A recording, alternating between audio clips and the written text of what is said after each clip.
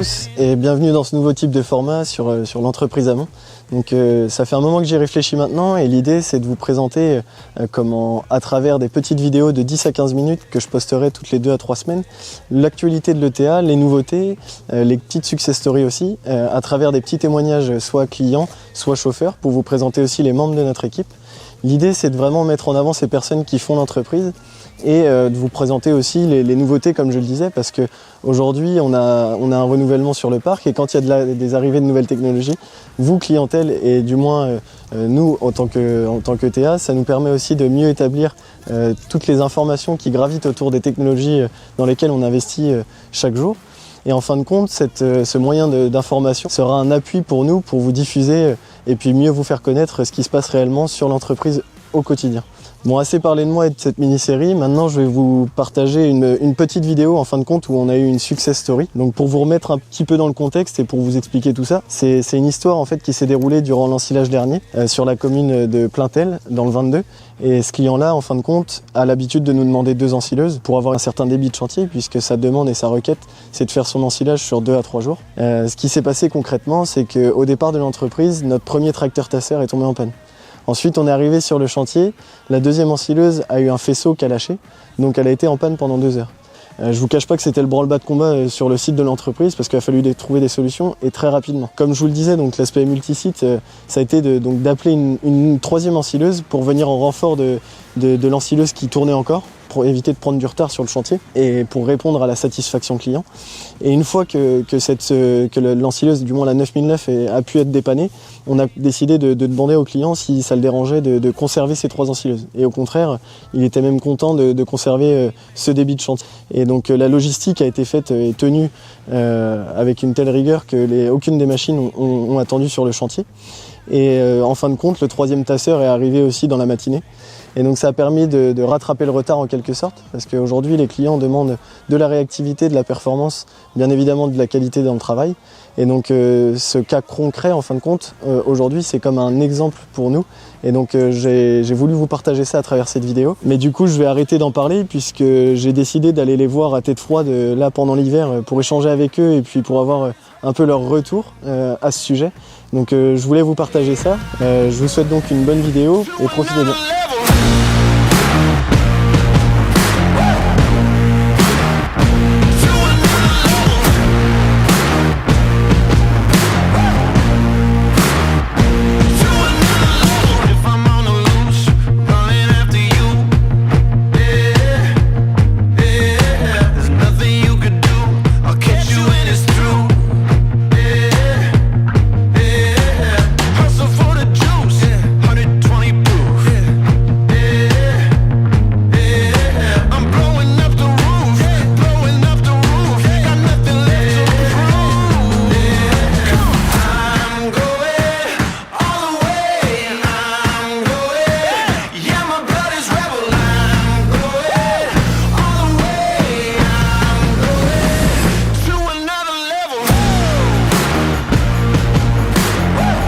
Je viens de rejoindre Laurent sur l'exploitation de l'exploitation familiale, hein, si je peux oui, dire. c'est ça. Donc aujourd'hui, Laurent, tu es installé avec ton frère, Nicolas. Est-ce que tu peux me présenter ton exploitation brièvement, expliquer quel atelier on peut retrouver sur ton exploitation et comment ça s'organise? Ouais, donc bienvenue à l'ERL Inno, en fait, où je suis associé avec mon frère Nicolas depuis une dizaine d'années et moi installé depuis 2002. Donc 3 activités principales, l'exploitation laitière avec 220 vaches à la traite en traite robotisée. On a fait le choix de la traite robotisée, nous en 2015. On a démarré dans le bâtiment à 150 places avec 2 robots de traite. Ce qui nous plaît sur le robot de lavage, c'est qu'en fait on a l'accès aux mamelles et pouvoir vérifier ou contrôler les problèmes qu'il peut y avoir. Et donc du coup, après, quelques années après, on a rajouté un 3e robot, 5 ans après. Et on vient de remettre un 4e, là, qui a juste 1 an, en rajoutant... En fait, on s'est aperçu qu'on était sur des robots saturés et qu'on avait du mal à monter en production par vache. Donc le fait d'avoir rajouté la 4e machine, on est entre 55 et 60 vaches là, par station. Et depuis ça, on a vu une nette augmentation du litrage par vache. On a augmenté en nombre de passages, là où on était tout le temps bloqué entre 2,2 et 2,3 traites par jour, on est plutôt entre 2,7 et 2,8 aujourd'hui. Donc on est passé plutôt entre 31 et 32 kg par vache à aujourd'hui presque 38. Nos 4 machines sont équipées du système Air Navigator, où en fait une goutte de lait est prélevée sur les vaches qui nous intéressent, et avec ça on arrive à connaître parfaitement le moment où elle est en chaleur et le meilleur moment pour inséminer. Donc avec une logique de semences sexées sur les vaches qui nous intéresse, c'est une partie en semences normales et une autre partie en croisée. Donc la même machine est aussi capable de nous contrôler si la vache est gestante ou pas gestante.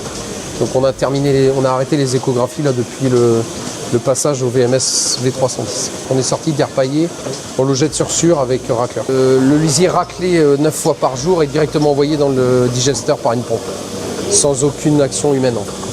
Pour les conditions de travail, notre objectif c'est à partir du samedi midi travailler un seul UTH jusqu'au dimanche soir. Donc c'est la trade robotisée qui nous a permis de passer à ça. Et une deuxième activité, l'activité méthanisation, où on est en injection de gaz. Et une troisième activité, culture de vente avec blé, orge. D'accord, ok.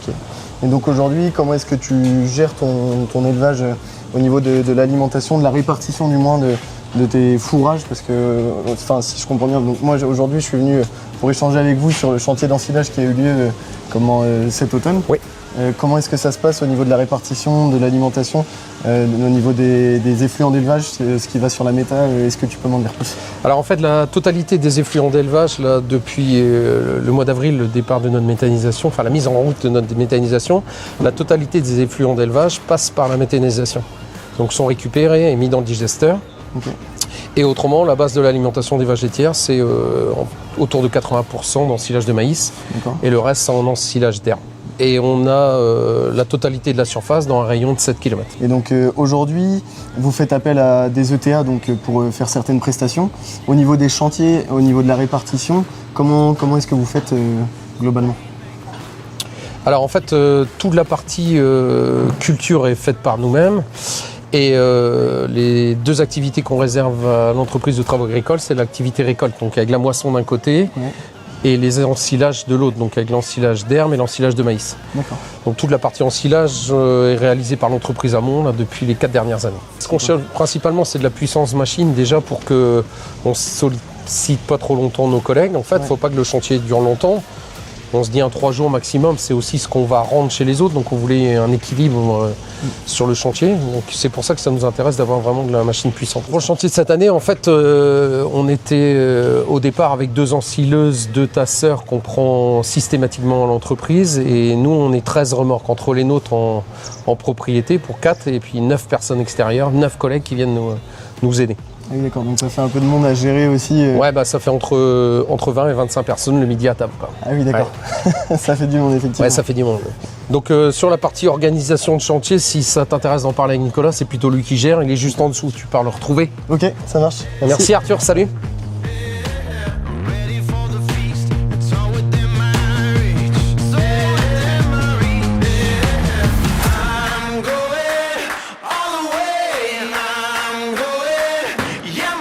Nicolas. Salut Arthur, ça va bien? Ouais, ça va nickel. Ah, du coup, je viens de voir Laurent là tout de suite. Donc, on a échangé plus sur la partie comment s'organise votre exploitation. Là, j'aimerais plus m'intéresser sur la partie opérationnelle. Donc, si je comprends bien, c'est plus toi qui gères la partie opérationnelle. Tout ce qui est partie travaux des champs, en grande partie travaux des champs, c'est moi qui pars en premier. Et après. Parce que Laurent est plus dédié vaches et puis partie administrative. Ouais, tout ce qui est partie administrative et gestion du troupeau avec un salarié dédié aussi. Aujourd'hui, ce que m'a dit Laurent, donc c'est la délégation au niveau de la récolte. Ouais, tout ce qui est récolte, on délègue. Ok. Puisqu'il faut des machines de plus en plus grosses et puis. Et de plus en plus de machines pour que ça aille vite, le plus vite possible par rapport aux conditions météo. Okay. Et donc c'est pour ça qu'on a opté pour l'entreprise Amont pour le bon déroulement des travaux, des opérations. Ouais. Parce que vous, ce que vous recherchez en fin de compte, c'est de la réactivité et de l'efficience en fin de compte pour faire ça assez rapidement. Bah ouais, c'est surtout de la rapidité quoi. Travail bien fait et la rapidité, ça va de pair, mais et l'échange avec l'entreprise Amont, enfin. Qui fait que aujourd'hui ça fonctionne bien entre. Oui, bah oui, et puis même avec les chauffeurs et tout ça, il n'y a rien à dire. Enfin, voilà, ils sont à l'écoute. Il n'y a aucun point négatif pour l'instant. Après, c'est que du positif, quoi. Ouais, c'est que du positif pour l'instant. Oui, c'est que du positif en tout cas, oui. Même si cette année a été particulièrement. Ouais, bon après, faut pas rester là-dessus. Voilà, c'est comme ça. Hein. Mais c'est la faute à pas de bol que tout le monde a eu un petit peu de panne. Nous, le premier avec nos tracteurs aussi, et tracteurs récents, on a eu des pannes aussi. Donc on a même de comprendre les soucis du matériel chez notre entrepreneur, hein, c'est comme ça. Hein, c'est un petit coup de stress sur le moment, mais voilà. C'est sûr, mais bon, après, nous aussi, on l'a vécu d'une certaine manière, où c'était un peu le lundi matin en plus. Ah bah ouais, surtout au démarrage et tout. Au démarrage, mais bon. Oui. Après, avec le nombre de matériel, vous avez su nous ramener une troisième machine pour compenser les 2 petites heures qu'on a perdues le lundi matin. Enfin voilà, après. Ça s'est plus vu sur le restant du chantier d'ensilage, mais voilà, c'était un petit peu anecdotique quand même. Le matin, on n'avait vraiment pas de bol dès le lundi matin. Complètement. Quoi. Et puis, en fin de compte, ce qui a été plaisant aussi pour nous de faire un chantier comme ça, c'est que on a différents sites en fait qui sont venus travailler au même endroit. Ouais, c'est ça. Et tout le monde a su travailler ensemble. Et enfin, mine de rien, après, tu me diras si je me trompe, je suis passé sur le chantier, mais on avait l'impression que c'était un peu comme un système d'horlogerie où tout. De toute façon, on n'a pas le choix. Il faut que ça soit cadré puisque. On est 22 ou 23 personnes, donc si tout le monde ne sait pas où c'est qu'il est affecté à quelle machine le matin, enfin non, il faut que ça soit cadré, géré. Après, il y a mon frère en parallèle avec la voiture et maintenant il les téléphone. Qui fait toute la logistique. Qui fait la logistique. S'il manque des remorques, on enlève une remorque pour en remettre sur une autre ensileuse. Enfin, voilà, on essaye de choisir les champs adéquats par rapport aux machines. Et... Le facteur limitant, en fin de compte, c'était peut-être au silo, parce qu'on a mis 3 tasseurs. Bah non, au silo, on a la chance, nous en plus, d'avoir tout le tas dans le même silo. Donc c'est beaucoup plus facile pour eux, ils se gênent pas. Chacun a son rôle, il fait 20 mètres de large. On voit pas ça tous les jours. Ils peuvent être tous les 3 côte à côte à tasser. Voilà, après, puis les tasseurs de chez vous sont habitués à travailler ensemble. Oui, comme tu disais tout à l'heure, c'est une horlogerie sur le tas aussi. Sans eux, c'est tout un travail d'équipe. Chacun apporte sa pierre à l'édifice pour que ça se passe au mieux. Mais non, franchement, c'est une fierté de les avoir tous à travailler à la maison, puisque c'est comme si c'était pour eux. Donc quand ça ne tombe pas ou qu'ils tombent en panne, ils en sont malades. Donc on les voit bien sur eux. Même si Mickaël est un peu grincheux de temps en temps et tout ça, bon après, ça c'est Mickaël, hein, mais on l'aime bien. S'il n'est pas grincheux, oui, c'est qu'il y a quelque chose qui va pas. C'est que ça va pas. Donc non, mais ils sont tous très gentils. Patrick, pareil, Jonathan, enfin voilà, il n'y a aucun... Non. Complètement. Puis ils font partie... pas partie de la famille, mais voilà, ils sont impliqués, c'est eux qui viennent toujours à l'ensilage, donc ils nous connaissent, ils connaissent... Comme dit, ils le font comme pour eux. Donc, oui, non mais ça, il n'y a même pas de... Il n'y a même pas de souci là-dessus. C'est quand même le stock d'une année aussi qui est dans le silo. Une fois que tout est rentré, après on peut dormir tranquille. Quand on voit que le tas est plein, voilà, il y a plus. Déjà, on n'a plus à se soucier. Nos vaches auront à manger toute l'année. Donc ça, déjà, c'est un gros stress en moins. Et je leur souhaite bon courage pour les fêtes de fin d'année. Voilà. Et ils passent à la maison quand ils veulent, il n'y a pas de problème.